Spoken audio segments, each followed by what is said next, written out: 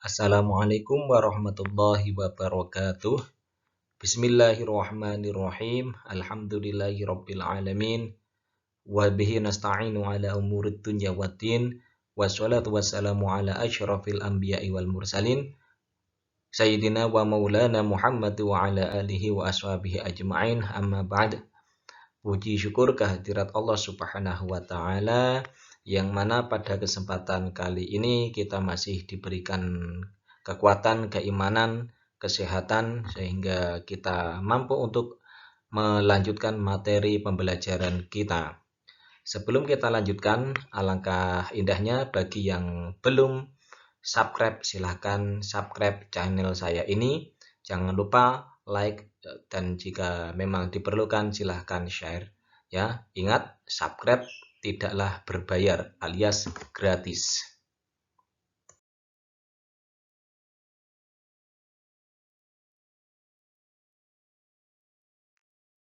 Melanjutkan materi kita pada bab 12 ini yang berjudul menjaga martabat manusia dengan menjauhi pergaulan bebas dan zina.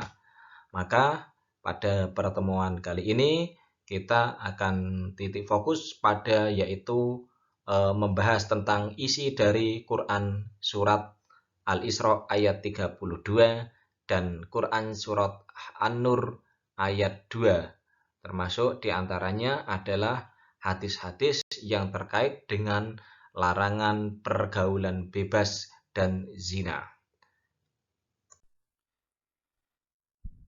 Dalam bab 6 ini, meniti hidup dengan kemuliaan, ya, akan kita pelajari yaitu Quran surat Al-Anfal ayat 72 dan kemudian Quran surat Al-Hujurat ayat 10 dan 12, yang mana diantaranya nanti kita akan menganalisis ya tentang hukum tajwid ya pada surat Al-Anfal ayat 72 dan surat Al-Hujurat ayat 10 dan 12. Kemudian kita analisis isinya, termasuk diantaranya adalah hadis yang terkait dengan topik kita, ya, yaitu topiknya adalah hidup mulia dengan pengendalian diri, atau dalam bahasa Arabnya adalah mujahadah an-nafs, ya, itu nanti pada Quran surat Al-Anfal ayat 72. Kemudian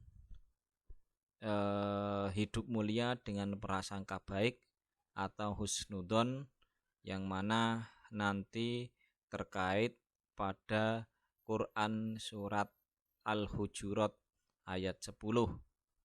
Dan berarti kalau husnudon adalah Quran surat Al-Hujurat ayat 12, dan jikalau surat Al-Hujurat ayat 10 adalah berhubungan dengan persaudaraan atau ukhuwah. Berikut ini adalah ayat yang dijadikan dasar sebagai larangan untuk pergaulan bebas, yaitu terdapat pada Quran surat Al-Isra ayat 32. Silakan disimak baik-baik, dan kalau perlu kita baca bersama-sama Quran surat Al-Isra ayat 32. Bismillahirrahmanirrahim. Wala taqrabuz zina innahu kana fahishatan wa sa'a sabila, yang artinya, dan janganlah kamu mendekati zina, sungguh zina itu suatu perbuatan keji dan suatu jalan yang buruk. Dalam Quran surat Al-Isra ayat 32 ini mengandung larangan mendekati zina serta penegasan bahwa zina merupakan perbuatan keji dan suatu jalan yang buruk. Allah Subhanahu wa Ta'ala secara tegas memberi predikat terhadap perbuatan zina melalui ayat tersebut sebagai perbuatan yang merendahkan harkat, martabat, dan kehormatan manusia. Karena demikian bahayanya perbuatan zina, sebagai langkah pencegahan, Allah Subhanahu wa Ta'ala melarang perbuatan yang mendekati atau mengarah kepada zina.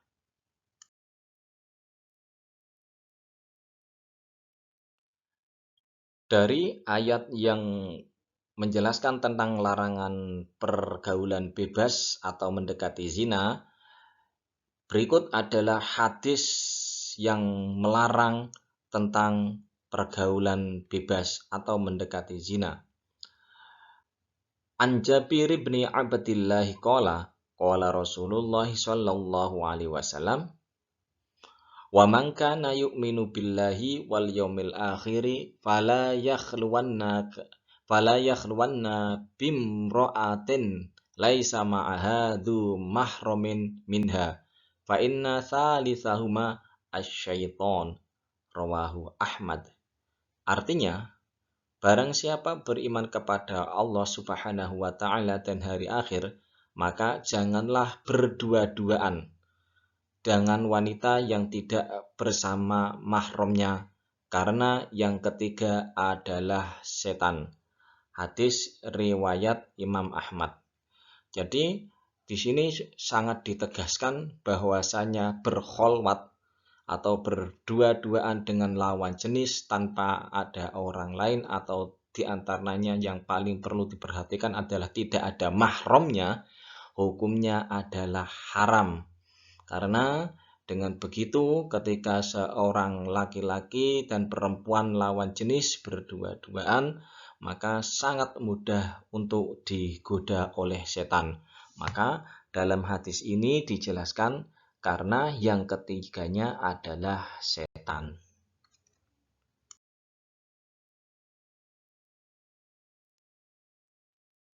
Berikut ini adalah ayat yang berhubungan tentang larangan berzina dan termasuk hukuman bagi pezina. Di antaranya terdapat pada Quran surat An-Nur ayat 2. Mari kita baca bersama-sama Quran surat An-Nur ayat 2 ini. Bismillahirrahmanirrahim.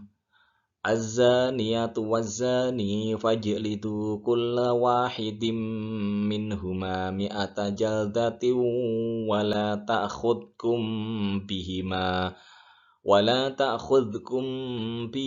ra'fatun fi dinillahi in kuntum tu'minuna billahi wal yaumil akhir wal yashhad 'adabahuma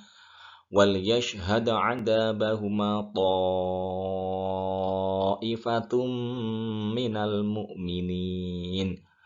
Yang artinya, pezina perempuan dan pezina laki-laki, deralah masing-masing dari keduanya 100 kali, dan janganlah rasa belas kasihan kepada keduanya mencegah kamu untuk menjalankan agama atau hukum Allah Subhanahu wa Ta'ala, jika kamu beriman kepada Allah Subhanahu wa Ta'ala dan hari kemudian. Dan hendaklah pelaksanaan hukuman mereka disaksikan oleh sebagian orang-orang yang beriman. Quran surat An-Nur ayat 2. Dalam kandungan atau isi dari Quran surat An-Nur ayat 2 ini diantaranya adalah perintah Allah Subhanahu wa Ta'ala untuk mendera pezina perempuan dan pezina laki-laki masing-masing 100 kali. Kedua, orang yang beriman dilarang berbelas kasihan kepada keduanya untuk melaksanakan hukum Allah Subhanahu wa Ta'ala. Dan ketiga, pelaksanaan hukuman tersebut disaksikan oleh sebagian orang-orang yang beriman. Dalam pandangan Islam, zina merupakan perbuatan kriminal yang dikategorikan hukuman, yakni sebuah jenis hukuman atas perbuatan maksiat yang menjadi hak Allah Subhanahu wa Ta'ala. Tidak ada seorang pun yang berhak memaafkan kemaksiatan zina tersebut, baik oleh penguasa atau pihak berkaitan dengannya. Berdasarkan Quran Surat An-Nur ayat 2, pelaku perzinaan baik laki-laki maupun perempuan harus dihukum dera atau dicambuk sebanyak 100 kali.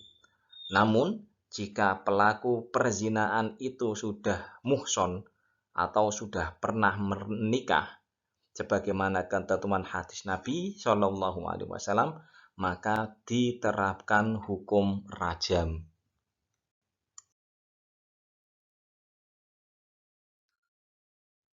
Hadis yang berhubungan dengan larangan zina dan bahkan hukuman konsekuensi bagi orang yang berzina, diantaranya yang diriwayatkan dari Ibnu Abid Dunya bahwa Nabi Shallallahu Alaihi Wasallam bersabda, tidak ada dosa yang lebih berat setelah syirik di sisi Allah dari seorang laki-laki yang menaruh spermanya di dalam rahim wanita yang tidak halal baginya. Maka dari itu, dari hadis Ibnu Abid Dunya ini sudah jelas ya, bahwasanya dosa yang terbesar adalah pertama menyekutukan Allah atau syirik. Dan dalam hal ini, dalam hadis ini, dosa terbesar kedua adalah berzina. Ya, walaupun di sini diterangkan adalah laki-laki, tapi penerapannya ketika berzina adalah laki-laki dan perempuan. Maka zina baik untuk laki-laki maupun perempuan termasuk bagian dosa besar. Sedangkan hadis dari Ubadah bin Somit radhiyallahu anhu, Rasulullah Shallallahu Alaihi Wasallam bersabda, perawan dengan perjaka jika berzina maka dicambuk 100 kali dan diasingkan setahun. Duda dengan janda jika berzina maka dicambuk 100 kali dan dirajam. Hadis riwayat Imam Muslim. Dalam hadis ini sudah dijelaskan bahwasanya ketika ada seorang laki-laki dan perempuan berzina sedangkan mereka masih single atau dalam artian diantaranya belum pernah melakukan zina, maka hukumannya adalah dicambuk atau didera sebanyak 100 kali. Kemudian diasingkan selama 1 tahun. Sedangkan jika pelaku zina ini adalah mungkin bisa jadi duda dengan janda atau ya keduanya atau salah satunya sudah pernah berzina dan terbukti pada perzinaan sebelumnya, maka hukumannya adalah sampai dirajam, yaitu hukuman yang diterapkan dikubur badannya hingga hanya terlihat kepalanya, kemudian dilempar batu, tidak boleh terlalu besar dan juga tidak boleh terlalu kecil sampai pelaku zina muhson ini meninggal.